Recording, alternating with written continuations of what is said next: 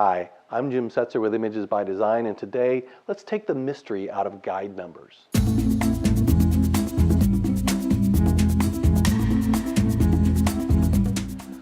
So I've been talking to some photographers just getting started, and they looking to buy their first speed light, their first flash, and they're always asking me about guide numbers, and I don't think I've really given any of them a truly satisfactory answer. So I thought today I'd put together this short video that explains guide numbers, look at the history, where did they come from, what were they used for, and what's their application in modern photography.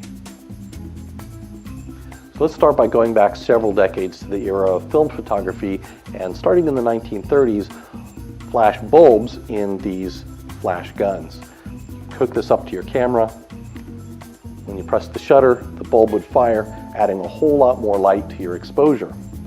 You had to calculate exactly all the dependent variables involved in an exposure because this is the film days. You didn't see what was going on inside the camera. There was no histogram.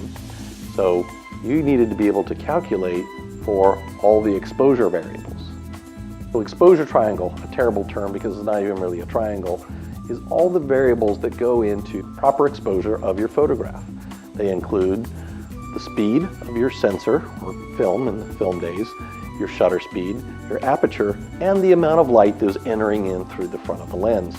All these things together had to be mixed and matched in such a way that your film or sensor got properly exposed. Now remember, this is the film days, so you didn't have histograms and you couldn't chimp the back of the screen and you didn't have a lot of the electronic aids we have today. So you had to figure all these variables out before you took your shot. So one method of solving all these variables would be to use a light meter and a test shot. You would take your light meter and you would dial in the speed of your film you were using that day and your desired shutter speed. Then with a bulb in here, you would do a test fire as you metered, and you would watch the needle go up and back down again, and wherever that needle had peaked during that test shot, that was the aperture you needed at that particular distance from your subject. Now this method had a couple of drawbacks. One was the amount of time it took to set that thing up. If you had a very patient subject, wasn't moving, you can get away with that. If you're a photojournalist or you're shooting action, that's completely unusable.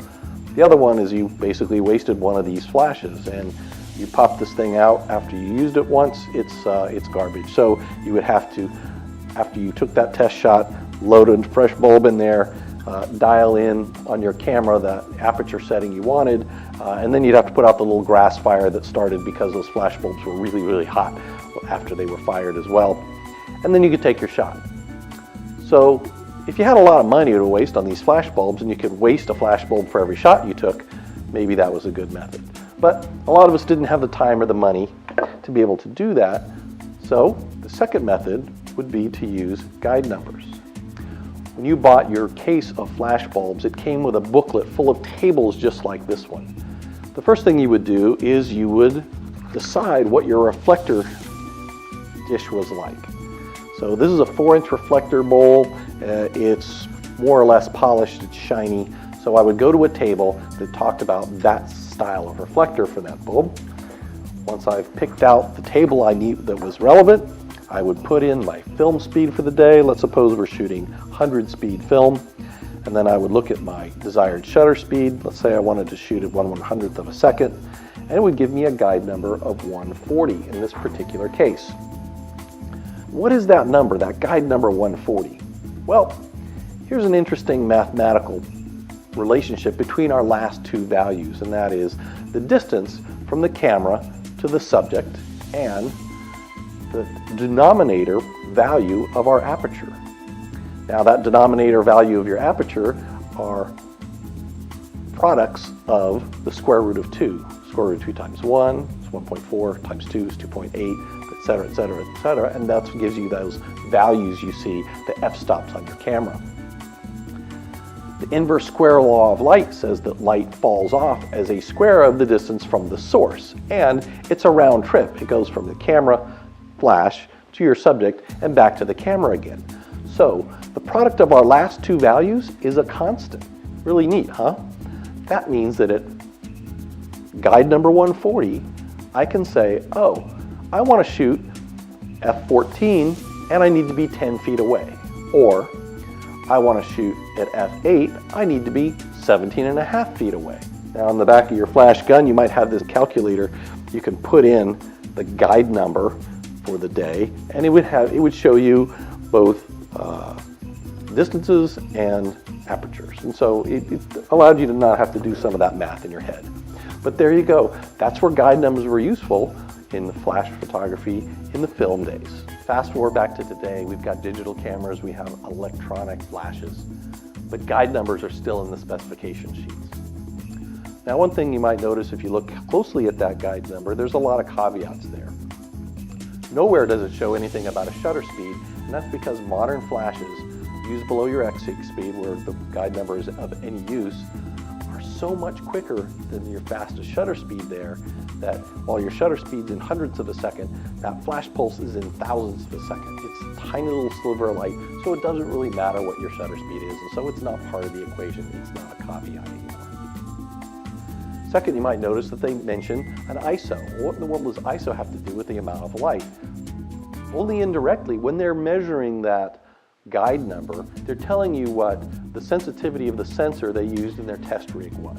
And that's really important, because if you test at ISO 100, you're going to get some value. If you test it at ISO 200, you're going to get a value about 40% higher, because most modern flashes have the ability to zoom the Xeon tube back and forth inside the flash head, basically affecting the coverage of that particular flash. If you're shooting with a 200 millimeter lens, you want all that light to be focused in on that 200 millimeter coverage area.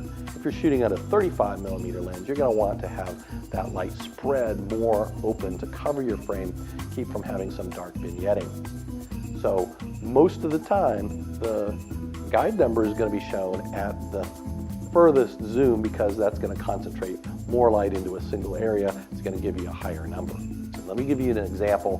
Here's two speed lights, both made by the same company, so I'm going to assume that their ISO calculations are the same. This particular little speed light has a guide number of 34 meters. This one here, which outputs 3 times as much light, only has a guide number of 52. You'd think it'd be 3 times as much, but it has to do with the zoom setting. This one could be zoomed out to 200 millimeters. This one's fixed at 35. You can't use guide numbers to compare one speed light to another speed light. We have in modern photography all the tools to make our exposure correct. We can do TTL metering to have the camera tell the flash exactly what power it needs to make that exposure work. And even if you shoot in manual mode, you have histograms, you can chimp the back of the screen, you can make those quick corrections, you can reshoot the picture, and it doesn't cost anything.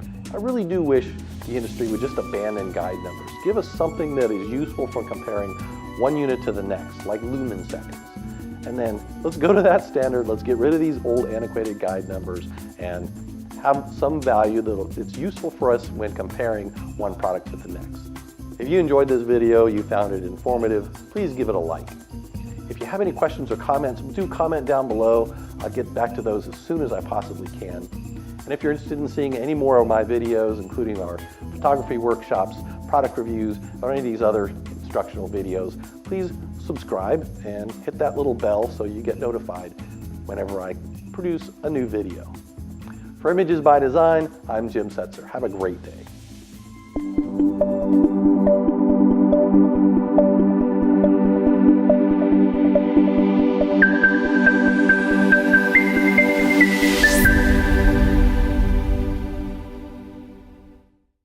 So you really had to figure all these valuables, and your desired shutter speed.